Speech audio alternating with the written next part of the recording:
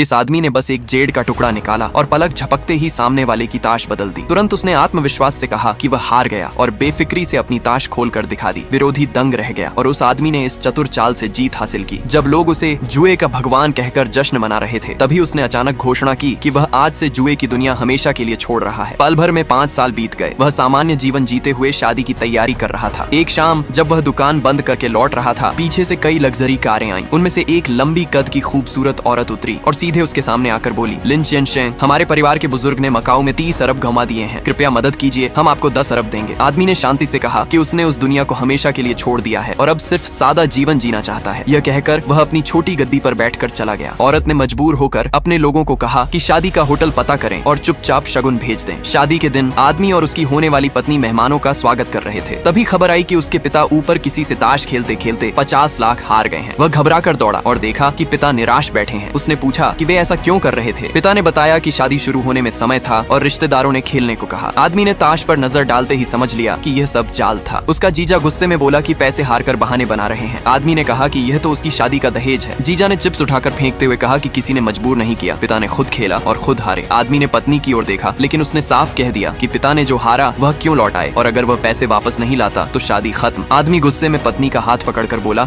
कि उसके पिता ने असल में जुआ नहीं खेला, बल्कि उनके 3 रिश्तेदारों ने जबरन बैठा कर खेला। यह साफ साजिश थी। तभी एक चाची ने ताना मारा कि रोने धोने से बेहतर है दहेज का इंतजाम करो। फिर उसकी सास आई और बोली, अगर 50 लाख का इंतजाम नहीं कर सकता तो शादी भूल जाओ। पिता रोते हुए बोले कि उन्होंने बेटे की जिंदगी बर्बाद कर दी और खुद को मारने लगे। आदमी ने रोकते हुए कहा कि पहले शादी पूरी होनी चाहिए, बाकी वह देख लेगा। सास ने मजाक उड़ाते हुए कहा कि उनके पास तो बस एक छोटी कार वॉश की दुकान है, उससे 10 साल में भी 50 लाख नहीं बनेंगे। जीजा ने भी कहा कि उनके पास 100 रुपए भी नहीं है, बहन क्यों ऐसे गरीब से शादी करे। सास ने साफ कह दिया कि अगर पैसे नहीं दिए तो शादी नहीं होगी। पिता खुद को थप्पड़ मारते रहे, लेकिन आदमी ने उन्हें संभालते हुए कहा कि आज शादी जरूर होगी। सास ने ताना मारा कि यह आसान बात नहीं है, अब वह पैसे लाकर दिखाए। आदमी पलटा और बोला, पैसे चाहिए, मिलेंगे। आपने खुद कहा था कि हार माननी चाहिए, तो मैं अब यह पैसा जीत कर ही लौटाऊंगा। सभी हंस पड़े और चाची ने कहा कि उसके पास क्या है जिससे वह खेलेगा। आदमी ने जोश में कहा कि उसके पास एक घर है, वही दांव पर लगाएगा। सास उसे फिर अपमानित करने वाली थी कि तभी पत्नी ने रोक दिया और धीरे से बोली